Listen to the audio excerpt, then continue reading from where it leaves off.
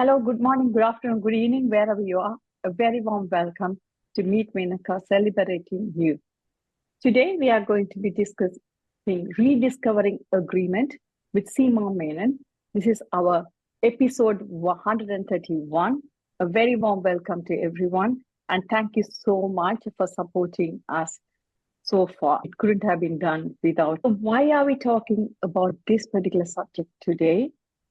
Is because I think navigating conflicts within organization or personally with confidence and clarity, it's really important to avoid heartache, job losses, and even the organization well-being. I hope we will be rediscovering the power of agreement and how we can all thrive in our personal and professional lives. As an organization, it will improve the overall well-being. And I think it's a crucial topic.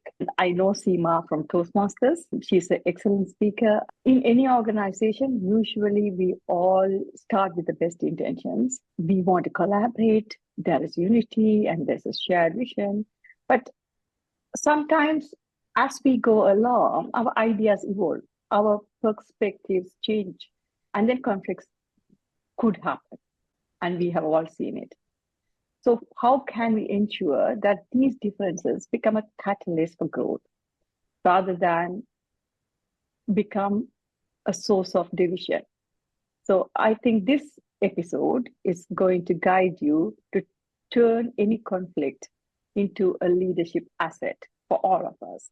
And when I say leadership, it is also important. Self-leadership is so much more important. I think with experience I have learned, if you don't have self-leadership skills, it's very difficult to then lead somebody else. I hope this will open our journey to understand the root of destructive conflict and how can we recognize it early and how can we get our personal lives and the teams back to be productive and with agreement in a common reason to thrive as an organization, individually and professionally. So why did I invite Seema Menon? She is the District 91 Club Tour Director of Toastmasters, where I met her as a Toastmaster. The distinguished Toastmaster, a mentor in women in tech, a passionate advocate for leadership in technology, with a rich background in public speaking, mentoring, and leadership, Seema brings a wealth of experience and insight into navigating conflicts and rediscovering agreement in any organization setting. To mention a few achievements, he has done her mentorship, which is in women in tech, is her specialty, and she's also part of the Princess Trust, empowering young women to take on leadership roles.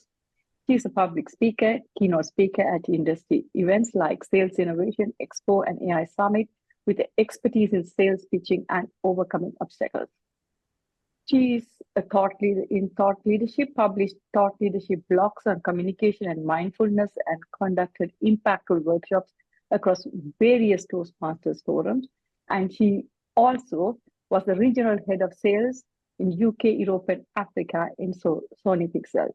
So she has worn many hats, and I'm sure with that comes the experience to talk about this. So let me introduce the show. We have become, with time, more than just an online talk show. We have become a community of committed people who empower with profound insights, actionable strategies, and a renewed sense of hope. Our mission is huge. It is to inspire 1 million hearts by fostering health, happiness, and hope in every participant. So hope you take this opportunity to connect, to grow, and transform along with us as a community. Whether you are seeking personal growth, professional development, or simply a supportive community, Meet Menaca is your platform for meaningful connections and transformative experiences. We go live now every first Sunday of every month. Let's all together shape a brighter future together, one conversation at a time. So let's dive into rediscovering agreement with Seema.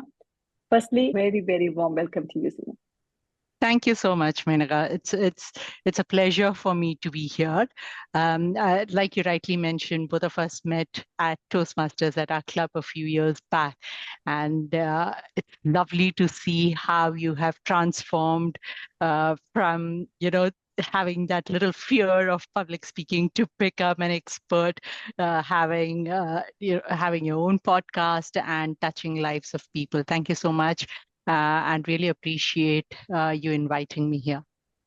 Thank you so much, Seema. So let's dive into what it is. Rediscovering agreement might not be a terminology that is commonly used. So let's get into that. So first of all, why do you think it is necessary to understand rediscovering agreement and have a discussion about it today? Thank you. For me, conflict resolution, the moment you say conflict, the image that crosses everyone's mind is that it's negative, right? It has a negative connotation. From its Latin origin, it says when two people come together and strike, that's known as conflict, right? But when we are talking about resolution, we are saying that a third party should come and find a solution to that. But when I talk about rediscovering agreement, what my intent was, as you mentioned at the beginning, when you join an organization, you don't join with the intent of creating conflict. You join with the idea of getting along with people, growing over there, building a good community in that space, because you're spending 8 to 10 hours in an organization. And so when you start with compliance, when you start with working together, there is agreement over there. But as your ideas emerge, as you build your courage over time with experience, you find that there can be disagreements, there can be differences of opinion that comes in, right? And not every difference of opinion is negative. Sometimes you definitely need that difference of opinion for new ideas to spark. Otherwise, the organization will continue to remain in that same position and probably drop downwards, right? So the idea of rediscovering agreement is two individuals realize that there is a difference of opinion, there is a difference of thinking, there is a difference of ideation over here, but they come together to work together and find the best solution that is complementary to the organization and for themselves. And that's why I call this as rediscovering agreement rather than conflict resolution. Yeah, I was about to ask, because conflict resolution is a term many more people are familiar with it. Rediscovering agreement is a totally new approach to it, I take it. Would you agree? Yeah, I think the moment you say rediscovering agreement, it changes your perspective on that particular challenge, right? You are trying to find an amiable solution over there where both of you are happy with that solution. It is, and it is an agreement to continue working together in a respectful manner. And that's what it is. Whereas conflict resolution is one particular situation, you find a solution, but there is that inner difference of your Underlying mindset. current. Yeah. Isn't it? And you have your own beliefs, you have your own value system, which will keep coming back when the next conflict happens. But when you rediscover agreement, you understand, you put yourselves in the other person's shoes, you understand the place from that other person comes. So there is a level of respect for each other and a level of transparency too, I would say. So before we go into resolving something, we need to know, why do the conflicts happen? Because whether it's personally or professionally, as you rightly said, we call it the honeymoon period, isn't it? When we meet people, or there are many sayings, new broom sweeps well, or whichever way you say it. Yeah. Initially, everything is hunky-dory, everything works well. And then along comes the conflicts. So what are the reasons these conflicts arise? Yeah, good question. So conflicts can be individual, it can be team-based, it can be organization-based. Now I'm talking of it from a work perspective over here. Individual conflict could be there is a project that you want to do, but your values and your beliefs about yourself is preventing you from doing that. Or there is a conflict over there, right? That is an individual conflict. Team-based conflict, you work in a team and there's another team. Usually in organizations, I'm just taking the cliche form where sales and marketing are always conflicting with each other, right? Or there are two teams who are conflicting because there is a lack of resource. So each one wants to get a bigger share. So that is a team conflict that happens. Organization level conflict could be the organization is planning to go through a digital transformation, want to implement AI in the organization, which means you have to change the ways you're working, right? It means upskilling yourself, reskilling yourself. There can be a level of conflict. I have done something like this for the last 20 years of my life. Why does it have to change? Right.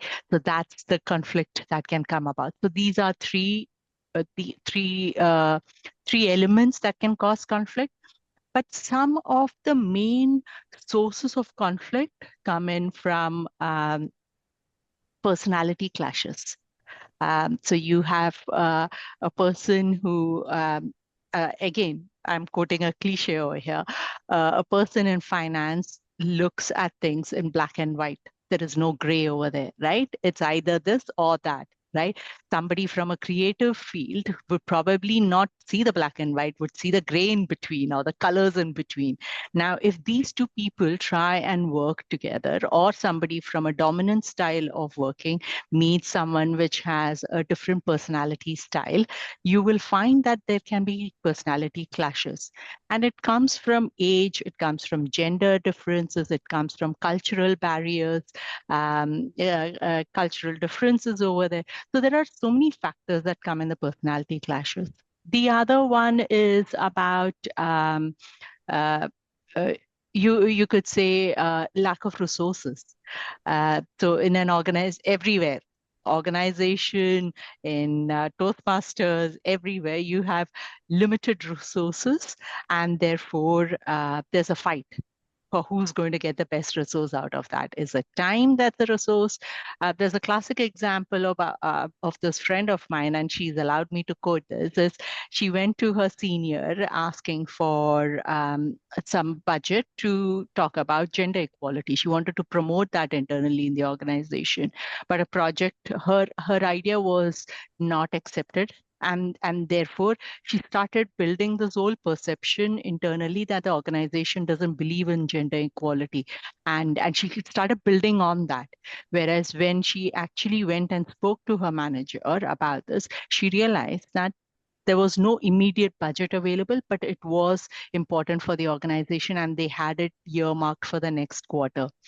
So it's, that if she had not gone to find out what is the reason behind that, she would have built a story in her head, and then that would have impacted all her interactions with that person. So that's your resource conflict that you have. Subpar communication. That is the biggest reason for conflict. We see that you build your story without having conversations over there, and that is I would recommend is one of the biggest conflict reasons for conflict, that you are not ready to have that conversation. And even if you do have, when you do have a conversation, there's a saying, I forgot the person who quoted it.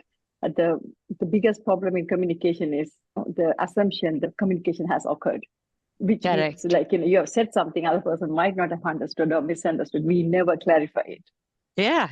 Absolutely. Even in today's conversation that we are having, Dr. Sata would probably pick something else from today's session, as would Tara, right? Each of us will have a different takeaway from today's conversation. So even if the situation is same, considering all the factors are the same, your takeaway is completely dependent on your mental makeup at that point of time. Right. And if you're not able to communicate in a way that the other person understands, then the communication is with you. There was one example when we were chatting earlier, Menaca, we spoke about that if you are, and this is from a Buddhist story, where somebody keeps giving you negative thoughts and keeps berating you for all the things that you're doing. It's up to you whether you accept a gift or not. Right? When I give you a gift, and if you don't take the gift, who does that gift belong to? It still remains with me. So for us, it's up to us whether that the other person's negative comments, whether you want to be impacted by it or not. If you decide this is not who I am, it doesn't matter what the other person says, then the gift still remains with that person, and you have your mind space to think further on that. So that the subpart communication, that's the third one. And so true. And most of the time, that particular person only takes a second to say something or do something, and we spend so much more time and the effort and the energy onto that thing, and they have moved on to the next thing in their life, and we are still sulking with that, and which is really strange. But we have all been there. Yeah, it's not and easy. we are carrying the baggage on our shoulders, right? Whilst they have moved on, we are the one who's suffering for that particular comment because we accepted that gift. Yeah, because they only see it for a second, and then for years, sometimes decades, right? The entire lifetime, sometimes people carry those baggages. So thank you so much for saying that, because it's really important. We know what creates a conflict. So what happens in the process when we do want to rediscover the agreement? Yeah, so rediscovering agreement starts with the premise that everyone is entitled to their opinion. Everyone has a right to express what they feel, and that you start from a premise that you have to give a patient ear to the other person. That's a basic respect that you afford another person, right? And it's not necessary that everything you say is right, even though you believe that whatever you are saying is in the right space. As long as you are ready to listen to the other person, put yourself in the other person's shoes, and understand that itself is a starting point. And one important thing I strongly believe is that when you are having a conversation with another person, usually in meetings, you start with an agenda, you run with it, right? But what about starting a meeting, taking a step back, asking everyone in the meeting, so how are you doing? How are you feeling? How has this morning been for you? Where are you? And understanding where they have been, so that when they react to some situation, you have a background knowledge of probably they're going through something, which is why the response or the reaction to a certain situation is based on that. So having that understanding and taking a step back before you negate another person's point of view is a good starting point. Thank you. And I think these are the skills they should be teaching in schools and organizations, and when we are very young. I don't know about you, at least I can talk for myself. We learn these skills too late in life. Yeah. Because I think important life skills. Yeah, sorry, I'll let you finish. No, it's okay, so go on. Yeah, no, I think it's and I could be wrong, but I think it's the opposite. As children, have you seen little kids fight with each other for some toys? They will probably snatch each other's. And within 5 minutes, they're back again conversing and playing along with each other. It's only when, as they grow, they create this little aura around themselves that they are so important. Their self-importance becomes much larger than them, that then the ego starts playing into it. Right. And probably we have created that for our own self-preservation, so that we are able to protect ourselves in that space. But it takes longer for us to reconcile over small, trivial things as compared to children. So I think sometimes we need to have that innocence of the child to probably ignore things which are not relevant And they say pick your battles. You pick what is very important to you, and also when you're doing that, think of how it's helping you with your values and your beliefs, right? You have created this. I am supposed to be this person. This is the image you've created for yourself. How has this come about? Do you really have to be that? Is it that important for you, or are you able to change yourself too? And having that open mind helps you to allow new messages to come into you, and for you to absorb those. It is a very, very important skill. I mean, as I said, I wish I learned it much earlier. But yeah, there is a point what you're saying. I think we knew it and we forgot it, and we are trying to relearn it, perhaps. True. I mean, for me too, it's come through experience. When I was a young sales leader, I expected my team to be clones of me. I would say if I'm working this and this is a common goal that we are working towards, why aren't everyone doing the same thing? Why are they not putting their 100% across 7 days, just like how I'm doing? And then and I would sit trying to solve challenges overnight, trying to find solutions for it. And I would wonder, why is my team not doing that?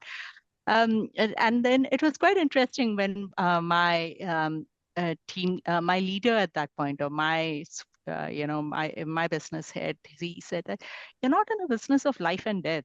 It's okay. It can wait for tomorrow.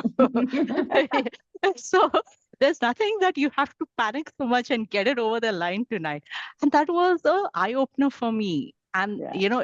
it helped me realize that everyone comes with their own skill sets and their own qualities, and that's why we have a team, right? Otherwise, I could have 20 different robots who are just repetitively doing the task, or maybe even one robot to do the task. The reason we have different people coming up with different skill set is because you need new ideas to happen. I mean, new ideas emerge, conflict will happen. There will be there will be a disagreement. That's when the organization grows. That's when you and your team and you as an individual also grow as a leader. I think that sounds so much more like me as well. I think for me, everything has to happen at that rate. And yeah, it's difficult to wait and see that some people take their own sweet time to arrive at something, because we just want answers, we want solutions. And yeah, I think everybody has their own space and Yeah. own pace to do it. And And also priorities are different. Just yeah. because somebody wants to leave 5 o'clock, the bell rings, people want to get. I used to be like the person who used to be thinking, how can they? But I guess I guess they had a better work-life balance than I did. Yeah, and also I think not only that, I had a train of thought which I just lost, but I was going to mention that when you have different personalities and you are able to um, acknowledge that, you realize that everyone's, like you mentioned, everyone's takeaway from that particular situation is different, and what they want out of that is different too, right? Yeah. And we were talking And about this, right? Some of us were yeah, brought up thinking we have to reach somewhere, we have to get it done, we have correct. to get these titles, otherwise we are failures. So I think Yeah, some of them perhaps don't have that. yeah. And the other thing is, sometimes you are so insistent on solving problems, right? Okay, there is a challenge, I have to find a solution to this, and sometimes you keep working on and on and on that, but there are some things that you need to let go. You try your best, and sometimes you say, you know maybe let's look at the next one. Let me park this for the time being. You don't have to try and find solution for every challenge that comes. Mm. Sometimes things are not in your control. And at that point, you have choices. You have choices whether you want to remain in that same situation. You have a choice whether you want to try and solve the situation, and you have a choice to leave that situation. Right? You Yes. have the choice. It's in your hands to take that choice.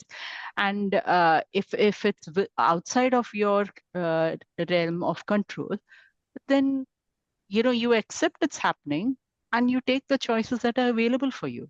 One thing I have learned in life is zooming out. Sometimes, we zoom it so much into one thing and then we get the whole picture. And sometimes zooming out of it and taking the space and time really helps you to look at it in a different perspective, a different way. Yes, true. So, A bird's eye view or the fly on the correct, wall view, right? yeah, Where correct. you're stepping out of your thing. So in meditation, there is one technique. It's known as Sakshi meditation or witness meditation. Okay. So if you're going through anxiety, if you're going through your stress because of a situation that is a conflicting situation, you do meditation where you imagine you're stepping out of your body and you're looking at yourself, and then observing what are the sensations that are happening. How is your heart rate? How is your what's happening? Are you feeling the sensations? Where are the aches and pains? Notice it. Don't empower it, but notice that exists, right? And then move on in your sensation piece. And that's a very strong tool to self-manage yourself too. Yes. Because when you are going through a conflicting situation, uh, you're stressed, right? Your heartbeat is fast. You're breathing very shallow. You're not taking deep breaths. You're in a state of flight at that point. So how do you then calm yourself so that your reaction or your response to that situation is in a very calm, composed way? These are some tools that can help. Like you said, I talk about 5-5-5. It's like take a 5 minutes out, take 5 deep breaths, and take at least 5 steps out of the situation. And I think it kind of gives a different perspective. And I think in coaching, I'm sure Seema, like in the conflict situation, sometimes, the chairs one, like you take the other person's role, and if you were the other person, what would you say? And you talk for yourself as well, Yes. both. So it kind of suddenly, the pin drops, and if worst case scenario, at least you have a different perspective. Yeah, yeah. No, absolutely. We do this even for conflict resolution, right? You do role playing. Yeah. So person A will come up with a challenge, person B will ask those questions, get a perspective, and then you switch the role. So then person A will ask questions to B and get a perspective. Even in that, between those two people, you'll see that the same situation will have two different perspectives coming over there. And if it's just two people, but if you're dealing with 25, 30 people in your team or across your circle of influence, you'll find it's surprising there's not conflict every minute. Yeah, it's just really surprising, because even in the team meetings or team development, trainings, I always ask them, okay, if you were this, so normally it's in dental settings, so it's receptionists and nurses and dentists. Okay, if you were them, what would you do? If you were them, what would you? And suddenly they're like, yeah, no, what? Like then they suddenly understand that other perspective, and I think otherwise it's very hard to understand it. Yeah. So yeah, I So think it's a very interesting thing. yeah, true, absolutely. And asking questions like, so what do you want? That question will highlight what the other person wants out of this situation, out of this conflict. Yeah, So if you have a conflicting situation, I ask you, what do you want? You will tell me, this is what I want. I don't want this conflict to happen. I want the solution. And then I ask you another question. What do you really want there's from 7 steps deeper. this? And then you will tell me, okay, I want the solution out of this, right? And then I say, so what is the bottom line over here? And it's all about what is in your control that you can change to make the situation better. What is out of your control, you can't do anything about it, right? What you can change is your reaction to the situation that's in front of you. 100%. Because most of the time, 99% of the time, you cannot change the situation. And the only person who can change is yourself. And you have to take accountability and responsibility. You have to change. But I also believe in that. I always tell my coaches or mentees, you're not a tree. If you don't like it, just move. Yeah. I love that anecdote you mentioned. You have 2 feet. You can move where you want. Because there's only so much, not having a choice is also a choice. Most of the people, if you dig deep, people who say, oh, I don't have a choice, there's always a choice. There's always a choice. It is how uncomfortable you want to be, how much you want to step out of your comfort zone. If you are too comfortable being in that state of despair because it's a known devil rather than an unknown one, you can continue to be there. But then don't moan, because that is a choice you've taken, right? Learn helplessness. Learn helplessness. And sometimes people need that little nudge from an external person, because you are so mired in the situation that you can't see. You have your blinkers around you. You just can't see beyond that. It's always good to then have your little network of friends, your little tribe where you can speak, where you can share thoughts, and you get a different opinion and to help you step out of that. Your vibe defines your tribe. What energy you carry and what you are, usually the tribe is very similar to that. And, yeah, you attract. And you are, and I know, Seema, you are into personal development and as well as much as I am. And I think we have seen our circles change with time. Yes. Isn't it? And unfortunately, it is a norm. And it's nothing wrong with the circle you had before or afterwards, or the evolve as you evolve. But it's the person you are becoming rather than anything else. Yeah. They say the brain that expands refuses to come back to its original shape, right? So as with experience, with knowledge, you grow as a person. What values were relevant to you 10 years back are completely different to the values that are relevant to you today. Your beliefs have changed over time, right? Belief about yourself has changed over time. And therefore, you attract that kind of circles of influence around you, because that's what you want to be, or that's what you're aspiring for. So absolutely, your circles keep expanding. You will sometimes, when you meet your school friends after 30, 40 years, you can immediately click with them with stories of your childhood, but then spend 3 weeks with them. After 2 weeks, you don't have anything to talk about because their life experiences are completely different to yours. You don't know, there are no commonalities anymore. After you've discussed all your childhood stories, you find that, right? Yeah, so true. It's about your evolution and your evolving as an individual. Yeah. I would say one of my best friends is from 10 years old, but conversations have changed. And like you said, perhaps some of the in-depth conversations I now have is people perhaps I have met in the past decade. That's because, psychologically minded or different perspectives or different things. But, I guess, even a few weeks back, I was with my dental school friends, like 5 of us had the best time in my life. Because I think there's a comfort level and the trust which comes also with time. True. So I think you have different things from different people, and conflicts are everywhere. You know them for decades or days. Coming back to the topic, I think this is a skill everyone needs, at every stage, I would say. Yeah. I think we touched upon it, Seema, but what are the consequences if there's inability to arrive at, the agreement, or how can we manage it? Yeah. So before I highlight that, I just wanted to talk about this game theory template where Sure, of course. if there are two people in conflict, person A and person B can decide to agree, so that it's a win-win game where both of them have come to a common solution and agreement, and it's a +2 over there. But if A refuse, A does not, A is not happy, but B has said this is a solution, then it's a -1, because only one person is winning, the other person is losing. Similarly, vice versa, right?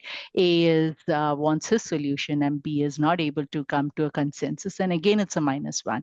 But the worst one is both of them are conflicting with each other and they refuse to come to an agreement, and that is the worst thing to happen. In fact, in UK, every year the UK PLC loses around 28.5 billion pounds every year because of warring individuals, which works out to approximately £1,000 for every working person. That's, it's a huge amount to lose every year on just conflict resolution piece.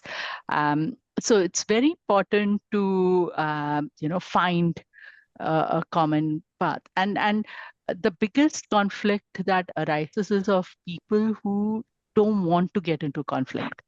So sometimes you so don't want to confront things, you keep avoiding, you keep suppressing yourself, and to such an extent that things come out in some other way. You repress your emotions. So you're trying to avoid conflict, but then eventually it comes out in some other way. Either it will affect you personally as in your health and both your mental and physical health, or it comes out in some random discussion and you burst out over there, right? So that is a situation that can happen. But there are some people who love conflicts.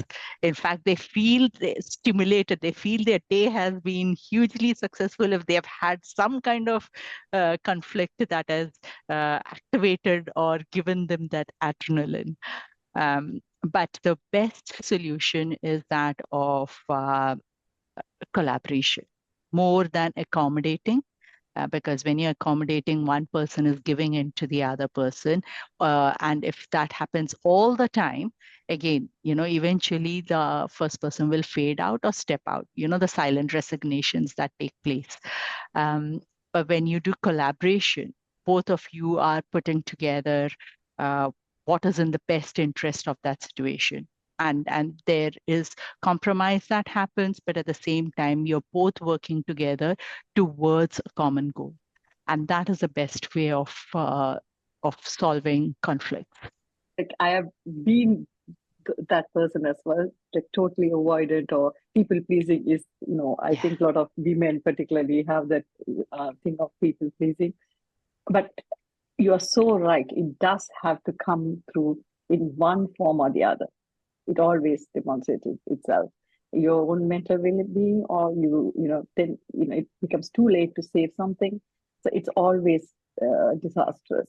Then, of course, in an organization, it's sometimes people watching or gives people play, isn't it?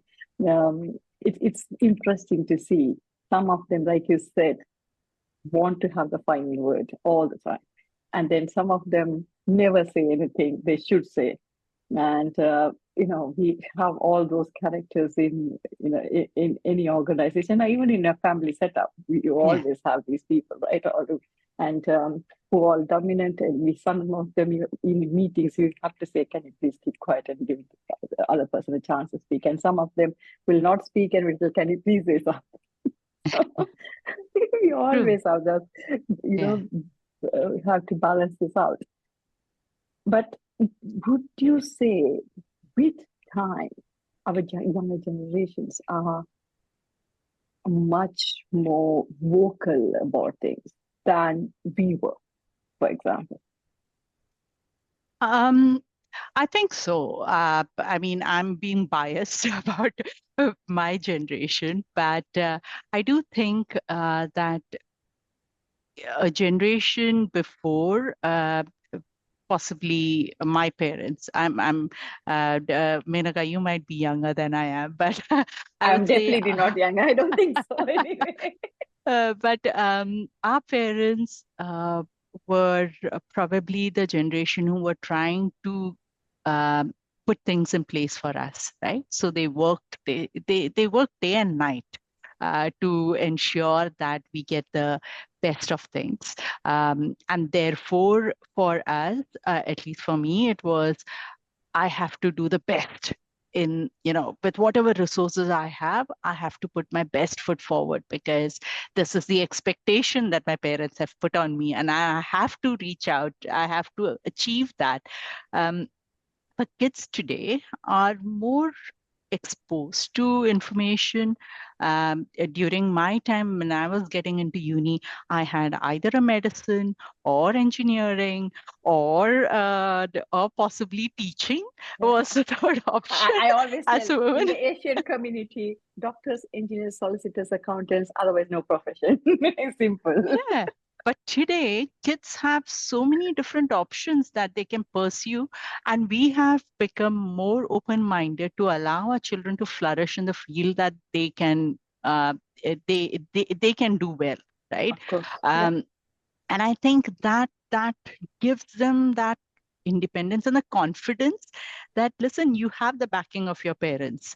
We will support you on what you want to do, but pursue something where you're passionate about it. And that exposure gives them the confidence to express their thoughts and their viewpoints, which I think is very healthy. Children or young persons today should have that opportunity to express how they feel. And they're going through a phase which is very difficult because they have so much of information available around them about social media telling them this is how you should look, this is how you should come across, this is how you should dress. They have a lot of overload of that, and still maintaining their own identity is a challenging and also in the families, right? Most of the, at least in the South Asian families, and then families tell something totally different, right? How they should behave, how they should look, or what they should achieve. Yeah. So there's, a lot of conflict goes on there as well. Absolutely. But if kids are able to express their viewpoint, I think that itself is step one, that you're able to identify what you want and you are able to pursue and follow that. Yeah. I mean, I was about to say my famous word, like 9 out of 10 was not good enough. that's a upbringing I had. So I think, a lot of pressure, true. But I think it will take a few generations to get there. But I think we are perhaps in certain things, not everything, but in certain things we are heading the right direction. Yeah.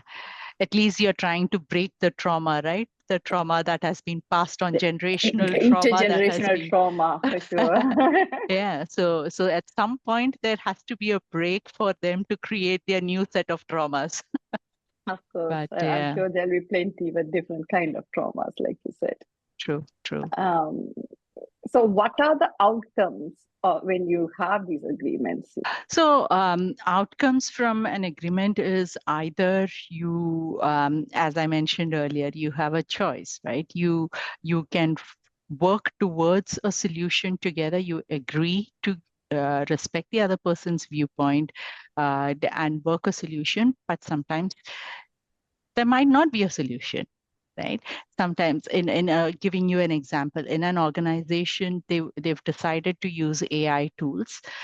They've decided that they don't need any more of transactional workers. They need more skilled workers who are ideating and more creative in the work they do. And if you are a transactional worker, you have a choice. You can step out of that environment saying, I don't want to work anymore with this, or you can upskill yourself. This is what is expected of me. Let me upskill myself, right? This is exactly how a few generations before families of farmers decided from agricultural revolution, you're moving into industrial revolution. You upskilled yourself into that space, becoming factory workers, working in industries. Then you upskilled yourself into the IT space, building your knowledge. Today, all of us, who would have thought, 50 years back, that we would be talking to each other on a screen? it is technology that we have adopted, and we have adapted ourselves to that, right? So you have that choice to upskill yourself and find a solution where you continue to grow as an individual. The third option is status quo. Remain where you are, and then, face the consequence of that and be ready to accept it. When we do say that, okay, ready to accept it, so what happens when there is no agreement? Is that what the scenario is, right? So what do you expect them to do? So if there is no agreement to a situation, then you can, as I mentioned, you can decide that, decide to disagree. You reach an agreement that, fine, this is not something where both of us can agree on for whatever reason. It's a conflict of our values, conflict of our beliefs. We agree to disagree on that.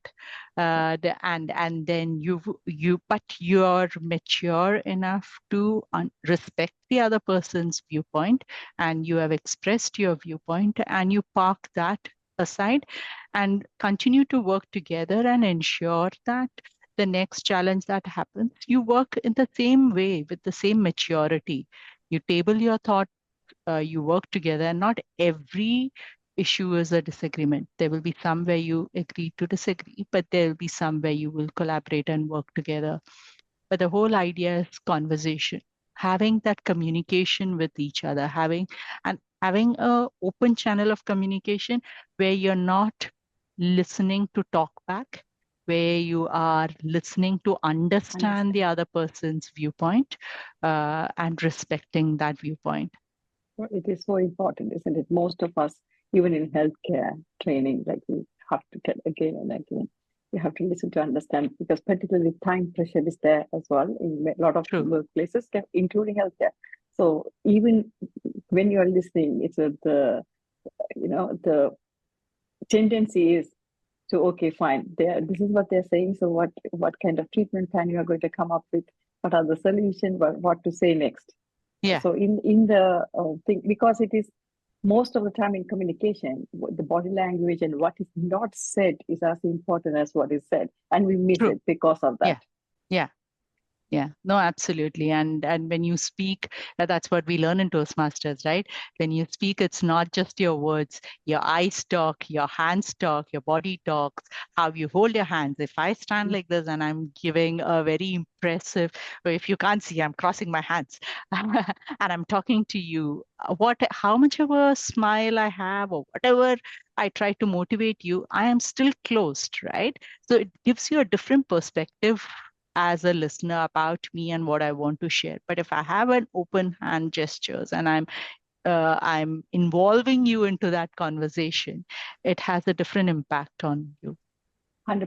It's like trust, how welcoming you are. It's all, because I always say when I go as a speaker or a trainer, I say, even before I open my mouth, everybody has already made up their mind what kind of person I'm going to be.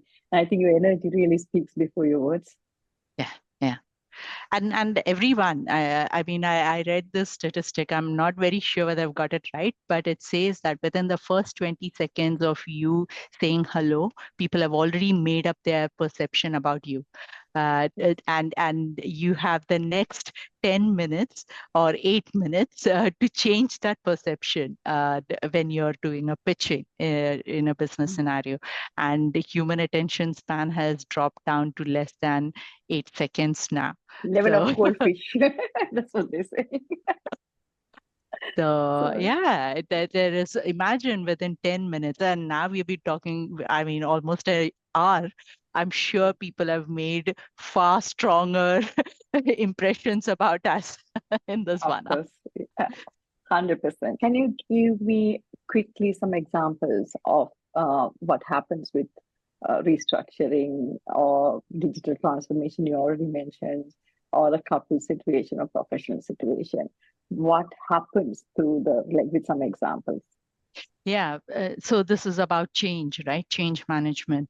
When an organization decides that they want to make a digital transformation, there is one way of doing that is top down. So there's a diktat from the CEO or the COO saying that I need to have X percentage of improvement within the next 1 year. And you have to find how best to do that by digital transformation. Now, the people who are implementing can start implementing and look at who are the weak performers, what are the areas that can be transformed, where can they where can they use robots to do the work, where they can use AI to do the work. It can happen that way. But the best way to do that is involve your teams, right? Have a transparency in your communication. Share with them, this is what is happening in the industry. This is what is happening in other organizations in the same sector that we are working in. If we do not make changes, we'll become another Kodak. I'm sorry for using that term, but 100%. And we all know the yeah, story, what happened to Kodak. yeah. So either we can be in this and become obsolete in the next 5 years, or we can take steps to ensure that we are resilient for the next 5 years. And that means that some of you will have to change your roles, right? That these are the options and opportunities available. We still need talented workers. We will organize training courses for you to upskill yourself, or if you want to step away from this, you decide, that's it, I'm done, I don't want to work in this industry or this organization. Yes, then we have options for you to move on to, right? But have that transparent conversation with your team so that they are there working with you on this journey, and they are not obstructing the journey, and they are not going through trauma. And because any change that comes, everyone is resistant to change, right? And that is the most common thing that happens. Change is always it's always there. So unless you have a mindset to be ready for any change that comes, whether in your life or your careers, it's a constant thing. So so coming back to that, it's so important to have that conversation with the teams to ensure that they buy in, and to chalk out plans for them as to how can they progress, how can they develop on that, and you take them with you, because it's easier to train your existing people than get a new set of people who have to understand the culture of your organization. I can tell that example from my own organizations. We were using software for the past 12 years. And so I'm the person who's most affected by it, perhaps. Now we changed to a cloud-based one. Of course, that's the way the life is moving. And I decided to embrace it, because reluctantly so, but I did. So we did have the training, and but it is a steep learning curve for the first few weeks. And you have to embrace the fact that, okay, people are still learning, there will be mistakes. You have to factor in all that for a few weeks, but we have to think of the short-term loss and the long-term gain, or like you said, the Kodak story, short-term win and the long-term you lose. So. Yeah. No, I completely agree with that viewpoint, because it's a steep learning, right? Because for 20 years, 25 years, you've worked in a particular way, and every time you have grown, you've changed your way, but it's not been exponential. Whereas this is a sudden exponential growth that is expected out of you, and it is difficult, but it's not impossible. Right? If you look back on your own life story, a student in school then decided to take dental practice to then lead and manage your whole practice herself. Would you have thought that if you, whatever, as a kid in school? No, you didn't know that, but you took that step, you took that leap of faith, and you worked on it. And definitely didn't think about having a talk show for sure, whether with dentistry or not. So here again, right? It's a different thing. Did you think of doing a podcast with video, or was it an audio podcast? It's changed over time. I just think it's our resistance to change that sometimes brings about a lot of conflict within ourselves. Yeah, and that is so important. I'm glad you mentioned it, because most of the time, even when you're talking to the patients or team, I always tell my trainees the most important thing is you be sure about what you're saying. It's, Mm, if you're not sure, you have the internal conflict, people can always feel it. mm, mm, It only takes seconds for somebody to understand, and they wonder why people are not buying in. They're not buying in because you're not sure about yourself. And so they are reluctant to buy into something because that, mm. ambiguity comes across. Yeah, yeah, true. Yeah, you need to have belief in what you're pitching, right? Yeah, You need true. to believe in that product yourself. Otherwise, it is any other salesperson who's selling it. Of course, 100%. So we're almost coming to the end of it. What are the 5 things or tools you would want the audience to remember, Seema? Because I personally believe this is one of the most important skill or the tool people must have. So, what, as an expert in the field or with a lot of experience, what would you say? I wouldn't have 5 things to add, but I would definitely say open communication. That is very important. And communication is not just expressing what you want, but also it's a two-way tool. And having an open mind to listen to what the other person is saying and understanding from their perspective. Putting yourself in their shoes, the fly on the wall, all those analogies come here. So it's communication is number one thing that you need to keep in mind. And second is have an open mind to change. It's really important because everyone has undergone change and transformation. If you and I always bring the analogy to think about yourself as a child. Have you changed over time? Have you, if you have changed, then there is, change is constant. So embrace that change, and and you always have a choice. The third point I want to say is you always have a choice. You have a choice to remain in the state where you are. You have a choice to get out of it. You have a choice to change it. So you always have a choice. It's up to you what choice you take. So these are 3 things in the typical trio of Toastmasters that we talk Yeah. about. I wanted to share that. I would say one thing, at least I think, believe in this, the other person is at least 10% right. The I other think person is? at least 10% right. They Yeah. will have some valid points, because what we do is, if one, most of it, but people are not, you're not agreeing, then you put the whole paintbrush, right? You strike everything out what they're saying. That is not right, because they might have, within that 10 points, at least one point might be relevant, or there needs attention. And I Yeah. think that is something I think. And I think for me personally, as I said, zooming out of the situation and, taking a break, 555, or having a bigger picture. But you mentioned fly on the wall. So Yeah. that's, Yeah. that is, has been most interesting Yeah. bit, because I think we are very different, similar personalities, in that we want solutions now and right now. And so, with experience, with age, perhaps we have learned sometimes you have to sleep on it. Yeah. Because it helps you to think. You're taking yourself away from that situation, and then you're looking at it with a new pair of eyes. And that's important, right?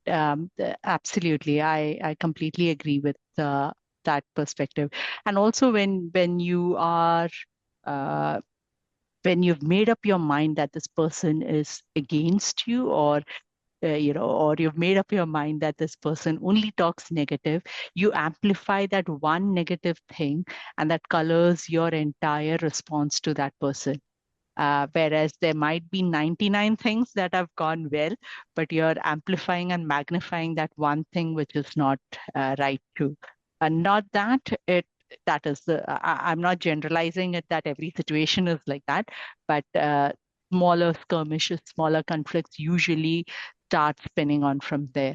Thank you so much. You have really shared a lot of tips with us. For the following tradition, let me introduce the next speaker. Episode 132 will be on the 6th of October, and it's going to be Know Your Rights When Admitted to Hospital. And I cannot wait. And I think this is something important for all of us to understand. So Know Your Rights When Admitted to Hospital with Dr. Lakshmi Velayudhar. Most of you might know she did come and speak about menopause a while ago. Ms. Lakshmi Velayudhar, she is a consultant in obstetrics and gynecology, fetal medicine lead, preterm lead, LNC chair for NUH, that is Newham University Hospital, digital lead for maternity NUH, Barts Health HS Trust, Newham Hospital. And she's highly accomplished consultant in the field of obstetrics and gynecology in London, boasting over 2 decades of experience. She earned her medical degree from University of Dundee in Scotland and completed specialized training in London. Currently, she serves as the head of fetal medicine unit at Newham Hospital. Dr. Velayudhar specializes in fetal medicine and addressing pregnancy complications such as pre-eclampsia, premature pregnancies, and recurrent miscarriages. Her academic achievements, including obtaining an MD from University of Queen Mary London, focusing on the early prediction of pre-eclampsia. Dr. Velayudhar shared her research findings at both national and international conferences. She's known for her exceptional interpersonal skills and dedication to education, teaching, and evaluating the undergraduate and postgraduate medical students. So also she holds a position as a digital chair in the hospital, and she's the course director for robust obstetric ultrasound course and practical gynecology laparoscopic training. And more than all this, I know her personally, and I'm proud to call her my friend. He is really involved in a lot of philanthropic pursuit. It is such an important topic. Now on to Vani to give the word of thanks, please. Hello, everyone. On behalf of Menaca community, I would like to extend our gratitude to Seema Menon for this wonderful session. It was such a pleasant experience to listen to Seema, who is a distinguished Toastmaster, like Menaca. And we're so used to Menaca, so this is the first time we're listening to someone else as well. And it was really a flowing conversation, and we learned a lot.